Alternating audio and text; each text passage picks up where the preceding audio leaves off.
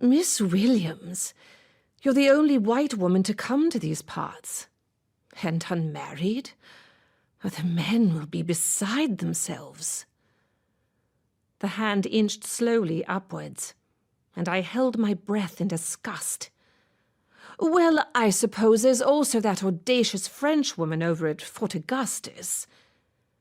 He lifted his hand to wave dismissively at the thought of her, and I used the opportunity to escape. I stood abruptly, dumping a surprised Ben off my lap, kicking the foot of my father seated across from me, fast asleep. He blinked, blearily awake, clearly not understanding my urgency.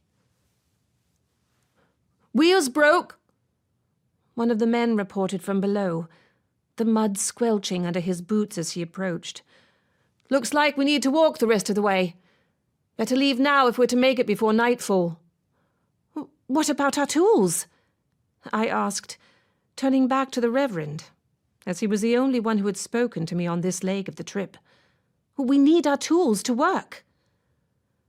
The Reverend shrugged, beckoning for me to follow my father down onto the sodden path. I looked back over my shoulder at the pile of blacksmithing tools wrapped in a blanket at the front of the wagon bed. There was no way I could manage them all, and the long journey had already been difficult on my father's health.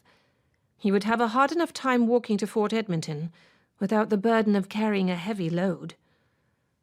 I cursed under my breath, dragging Ben by the hand over to the pile. The wagon creaked as I rummaged through the stack, retrieving my favorites, the ones most comfortable for me to use, as most had been fashioned for the large grip of a man. I held partiality to my farrier's knife, as the handle fit my fingers to perfection. To leave it behind at the hands of thieves, unthinkable. "Abigail!" My father hissed up at me, casting a worried look at the men who had already made headway. "Come now, we'll remake our tools at the fort. We mustn't fall behind the others." I nudged Ben down into my father's outstretched arms before I followed, an assortment of iron tools slung through the belt of my dress.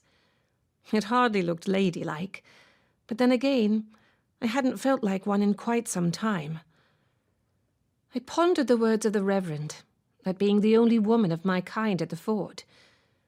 While I hadn't expected to make friends, I didn't want to stand out either. We walked in silence, each one of us lost in his or her own reverie, as we trudged painstakingly through the sludge. I smiled as Ben ran back and forth amongst the men with the energy gifted to a young boy. We had travelled for over a month from York, the flagship trading post at the mouth of Hudson's Bay.